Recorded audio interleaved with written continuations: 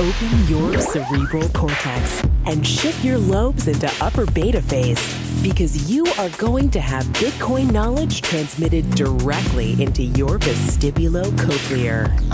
Your host of Bitcoin Knowledge is Trace Mayer, an early Bitcoin advocate since it cost $0.25, but this is not intended to be investment advice. A doctor of jurisprudence, but this is definitely not legal advice. And an investor in core cryptocurrency infrastructure, including Armory, BitPay, Kraken, and Mitagio, but this is not a recommendation of those services.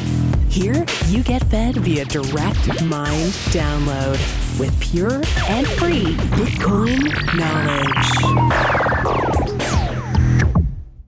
We thought we had a quiet place to record, but we got a little bit of noise. Sorry about that. Anyways, on to the interview. Welcome back to the Bitcoin Knowledge Podcast. We're in for a tremendous interview. We have Perianne Boring. She's president of the Chamber of Digital Commerce in Washington, D.C. Welcome to the podcast, Perianne. Thanks so much for having me. So first, where can we find this Chamber of Digital Commerce on the internet, and what's the mission? What are you guys all about? Our website is digitalchamber.org, but the mission of the Chamber of Digital Commerce is to promote the acceptance and use of digital currencies and digital assets. So we have a three-pronged approach of how we do that, starting with government affairs, moving to public affairs, and third-party coalition building. So what type of industry support do you have so far? We launched this organization in July of 2014, and since launching, we've had a tremendous amount of industry support. We're actually formed by the industry. There's a huge demand to have formal representation in Washington, D.C. Until this year, this industry did not have anybody advocating on their behalf with public policymakers. And since launching, we've gained attention of several venture capitalists and international partners as well. We have a handful of Bitcoin household names behind us, including Overstock. We're still in our infancy and we're growing, but there is a lot of support, demand, and energy towards our initiatives. Yeah, and I think that's important to understand. Overstock, they're a publicly traded company. They're doing $15,000 a day of sales in Bitcoin. They're thinking that it's going to ramp up to over $1 million a month on average, and they are able to take payments all over the world. So they're now able to service markets that Amazon can't. And so is Amazon just going to cede the entire market and let Overstock run away with it? I doubt it. So I think we're going to see Bitcoin become much more prominent with the merchant adoptants, and being able to talk with the regulators, being able to help them understand the technology. That's a very important function. Mm-hmm. And otherwise we just if there's no dialogue at all, then it could be very misunderstood. Right. Now, we are a nonprofit organization. We're a 501c6, and which is very different than a lobbying organization. And some people have kind of pinned us as being lobbyists. Well, we do have a government affairs office, and we do lobby, but that's just one aspect of what we do. So I mentioned in that three-pronged approach, we also do third-party coalition building. And Overstock is the best example of this. They're a company. They're not necessarily a Bitcoin company, but they're operating in this space, and then they are lending credibility to our industry by coming out in the public and explaining how this technology is benefiting their business, how it's growing their business, how it's benefiting their community. So we're looking to recruit more Overstocks, and we want to bring these people to Capitol Hill and to public policymakers, and to lend their voice and their support for Bitcoin. And why this is different from lobbying, because anybody can hire a lobbyist to go out and advocate on their behalf. There's a multitude of them. And also a lobbying firm, they specialize in that function. So one of the issues that I was able to foresee very early was this is a very disruptive technology. We affect a lot of different industries. So it's important that we protect this industry from conflicts of interest. And a lot of lobbying firms, they represent 20, 30, 40 plus clients. So if we were to hire a prestige lobbying firm to represent Bitcoin, more than likely in their portfolio, they'll represent an Amex or a MasterCard or one of these other industries that we're slowly disrupting. So you have to think about how effective these lobbyists could ever possibly be. And I used to work for a member of the Financial Services Committee as an economic analyst. So my job was to meet with all the lobbyists. So I've seen this game over and over again. And that's why we decided to form the Chamber of Digital Commerce as a nonprofit. That's not just lobbying, but doing other activities such as third-party coalition building to build that credibility and legitimacy. Anyone can hire a lobbyist, but not anybody can get a trade association to back you or to get a third party to come and advocate on your behalf. That takes real passion, dedication, and belief, and that's something you can't pay for. Yeah, and I mean, MasterCard, they got 5 full-time lobbyists against Bitcoin on the Hill, from what I understand, or something like that. They hired the firm Peck, Madigan and Jones, and I've contacted them and I've tried to figure out what the dialogue is, and they wouldn't tell me. So I went to the Hill and asked some friends on the Hill what they're saying, and that's just the point. Is the Bitcoin industry is a little bit behind in DC because we already have our adversaries that are hiring Bitcoin lobbyists. So the first Bitcoin lobbyists were hired by other industries. So that again showed the need to have formal representation in Washington. We need to have control of this dialogue. If we don't, different industries will shape it for us. So we have some regulators on our former regulators on our board of advisors, and they always remind us that policy is happening and we can either choose to be a part of this discussion and help shape it, or it can be shaped around us. And as investors, the investors that I talk to, they're not afraid of regulation, they're afraid of uncertainty. And when we're engaging in the dialogue and we can help shape where regulation is going to go, we can have a better understanding where the market is moving. Yeah, and so you talk to everybody across the board, it sounds like. You talk to DC, you talk to states, you talk to companies, you talk to lawmakers. You pretty much talk to everybody that needs to understand what this blockchain technology is. Right, and sometimes our greatest strengths can be our greatest weaknesses, and having a decentralized technology is something that I appreciate. But when it comes to protocol and procedures in Washington, it is important to have a central organization that's filtering the information going through. So getting the industry to come together and work through these very difficult public policy issues has been a challenge because there's no Bitcoin headquarters, nobody owns it. So we are providing a platform to have those conversations and those dialogues and to bring the community together and then be able to go to public policymakers as an industry and work through these issues together. Yeah, and I mean, if you thought herding cats was bad, like herding honey badgers is even worse, right? Because they just all want to do their own thing, and they're all highly intelligent, and so they think what they're doing is the right thing to be doing. And I think there can be reasonable differences of opinion on how to approach stuff, and so we get a lot of contention within the Bitcoin community itself, right, especially when we're looking at the changes to code that we're trying to do or things like that.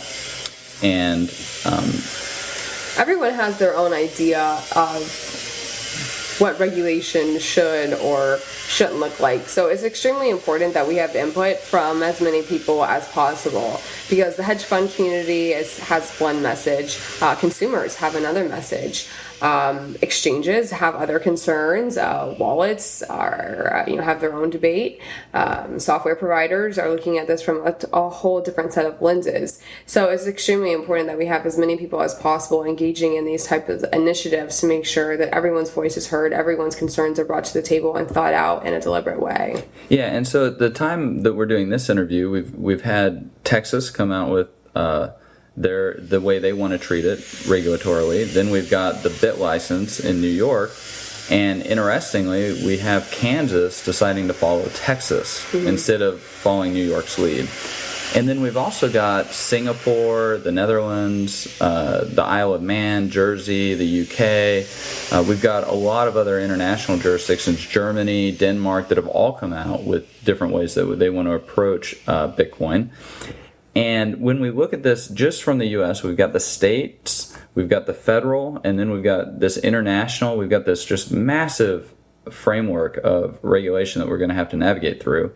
And the bit license, for example, that could impact industries that weren't necessarily even intended to be impacted, right? Because it could be potentially overbroad. Can you speak a little bit to that? How the regulation that's being crafted around Bitcoin could potentially impact other industries that might not have even thought that they would get roped in by this? Right, so New York Department of Financial Services has proposed bit license, and currently today we've only seen their first proposal, and we spoke with Ben Lawsky last night, and apparently there's a second proposal coming out, so there'll be some updates, but it was written with a very broad brush, and the community at large is calling for a technology-specific legislation that is much more narrow in scope, and that's something we could be more supportive of. But in its current form, it loops in everybody. So anybody that is operating in this space now has to apply for a bit license. But our attorneys have interpreted this that it could also include virtual gaming, which is an industry that operates in a virtual world. But sometimes the line... Can you give an example of a company that might be affected by something like that? Well, like World of Warcraft and the virtual tokens that are exchanged on those games are oftentimes sold on third-party exchanges for government money, fiat money, other currencies. And so those exchanges, which are a multi-million-dollar business, have been targeted as being affected by this legislation as well. So you're saying that, like, if I were to give you a sword or a shield in World of Warcraft that had value, that could be potentially money transmission and get roped into some of this bit license framework. Because it's so overly broad and very vague in a lot of cases. It's possible that a lot of these virtual gaming companies in this industry will be subject to the bit license proposal. Yeah, so it's important for them to understand, like, hey, look, they're trying to make rules that apply to technology when they don't necessarily even understand or appreciate the technology itself. And so, it could be very difficult. We need to have kind of an education source out there for these regulators to learn from. Well, I think education needs to happen on both sides. So regulators are going to regulate, and there's no changing that. So we need to make sure that they're receiving fair and accurate information about the industry. Up until this year, this digital currency industry did not have formal representation on a public policy stage. So who do regulators call to come in and talk to about Bitcoin? Yeah, exactly. And it's a complicated subject. I mean, it's been created by people with PhDs in distributed computing and math and physics. I mean, it's very complicated technology, and there's nobody. Well, if you Google Bitcoin, right. So if you just imagine if you're a federal worker, you've been tasked with coming up with regulation over this Bitcoin industry or doing some research on it. So where do you begin? Well, you'll probably just Google Bitcoin. Oh, then you'll learn about Mt. Gox. Right. So what comes up? Right. So who do you call to come in and talk about? Well, now with the formation of the Chamber of Digital Commerce, we're a nonprofit organization. We provide authoritative, non-biased information on the industry. And when I did this type of work, when I worked on Capitol Hill, we heavily relied on trade associations because they represent the industry as a whole, right? So if you bring in a specific company, they're always going to have that bias towards their own company. So the information you're going to get is always going to be skewed. So you always have to go back to a nonprofit trade association and say, all right, what's the deal here? Visa's saying this, MasterCard's saying that, just give me the scoop. So it's the same thing in Bitcoin, right? So you have, exchanges are saying they want this type of regulation, but then wallet providers are saying they want that kind of regulation. So then you call, the industry representative and say, what's the deal? Why is everybody saying this or that? And so we can kind of give an authoritative, non-biased source of information to government, which will help provide more, informed regulators and smarter regulation. Yeah, and you don't go to the Ford dealership and ask their opinion on a Toyota. Exactly. And so we see Apple Pay coming out. We've got Google Wallet, Twitter's. You can now pay for stuff with tweets. Yeah, the entire payments industry is just ripe for disruption. Mm-hmm. It's just ripe for change and innovation. So we really it's just it's just going to really heat up, because most of the regulation that currently affects payments, I mean, when was it written? Well, when it comes to anti-money laundering, most of these laws stem from the Bank Secrecy Act of 1970. So this was written before the internet, and it's now being imposed on a technology that solely exists in a digital form. So you can imagine the type of difficulty these companies are beginning to have when it comes to being compliant. So not only are we doing educational pushes on the government side, but also on the industry, because there's a lot of companies that don't understand what laws apply to them, because there's a whole patchwork of regulation they have to navigate through. So FinCEN, who is the federal regulator of money laundering, they put out pretty clear guidelines for the industry as of who needs to be registered with FinCEN. Okay, great. So we have a little bit of clarity there.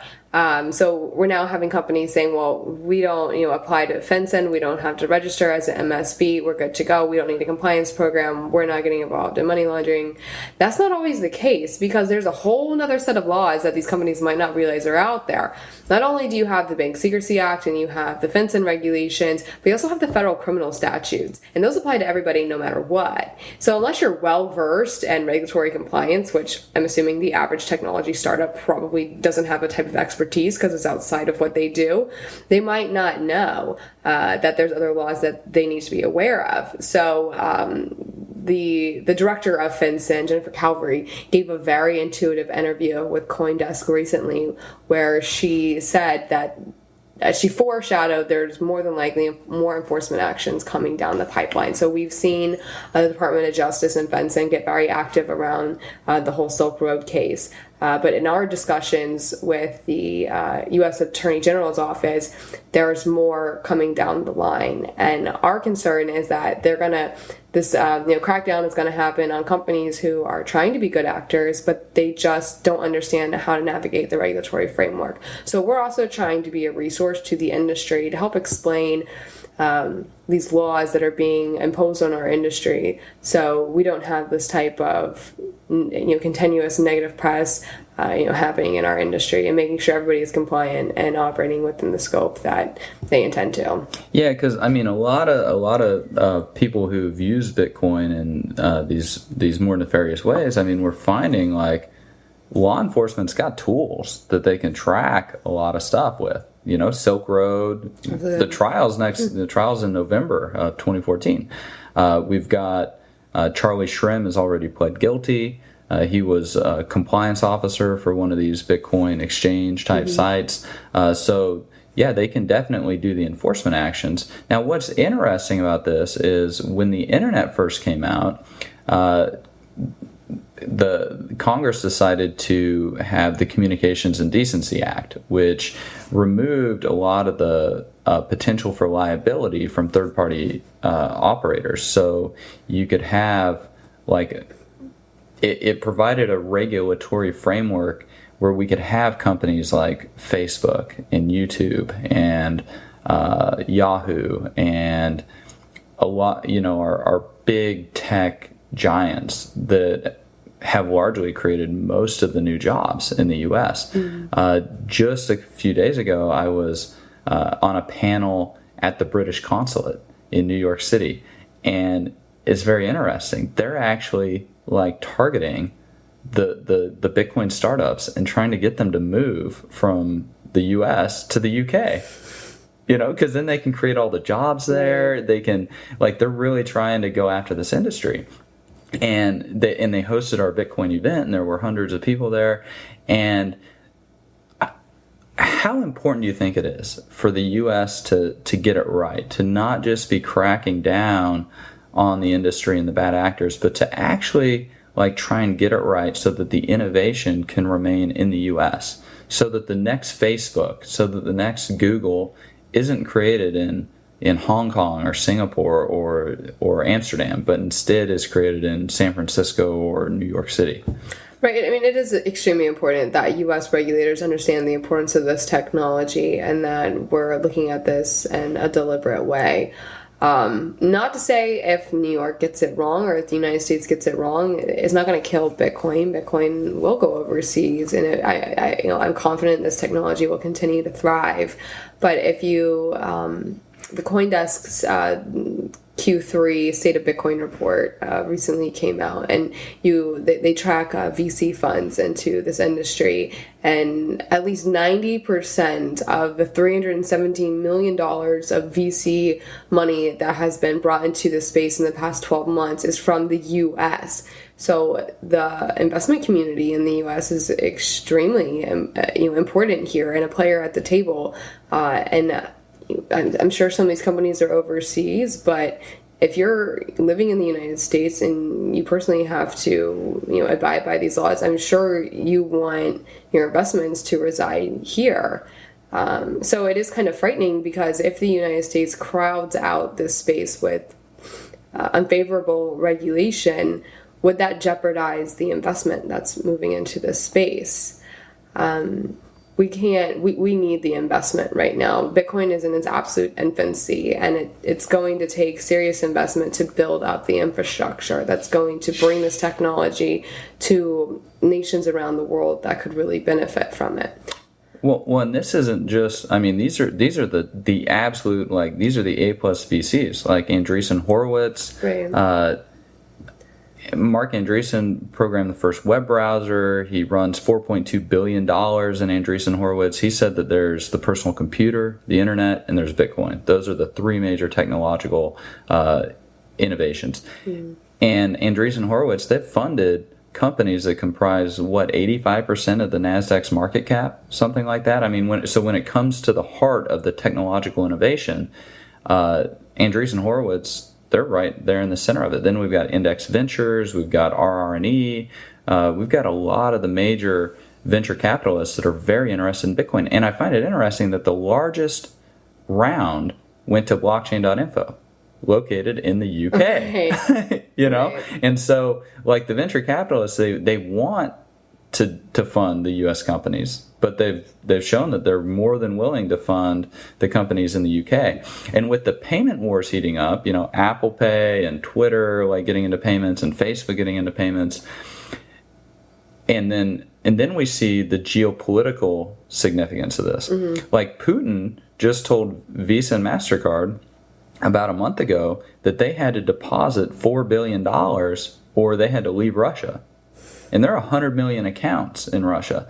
And so when Visa and MasterCard have insight into all the economic activity going on in Russia, and they're able to feed that data and information to our intelligence services, we begin to have very strong geopolitical implications. If you can take Visa and MasterCard out of Russia and replace it with China's UnionPay, then all of a sudden the U.S. loses a lot of their intelligence on what's actually happening on the ground in Russia or other nations around the world. So, do you think any of our regulators or lawmakers down there even have in mind the implications geopolitically and to national security when it comes to adopting this new innovation, this new technological advance? I think so, and we're getting involved with this community as well. They're extremely interested in this technology, and they've called us in multiple times to work with them. But Washington is only going to take us as serious as we take ourselves. In order to really set a strong framework with the regulatory community, you have to deploy real resources. Every industry in the world has serious resources in Washington. We're the underdogs here. And these VCs, these VCs that you just mentioned, they understand this, and they're deploying resources in DC. They're funding us. They're funding other organizations. It's extremely important that we invest in this part of the industry as well. And I know many of these businesses are technology startups, and they're not, I guess, used to being involved in regulatory affairs, but the implications it can have is worldwide, and it's extremely important that we don't oversee this as something that's insignificant, because it absolutely will have a lasting effect on the direction and the scope of this industry. Yeah, and perhaps the nation in general. Like, if the U.S. had not laid the groundwork for the internet, then we wouldn't be the leader in the internet like we are, and all the accompanying benefits that come from that. So, is there anything else you'd like to add before we round up the interview?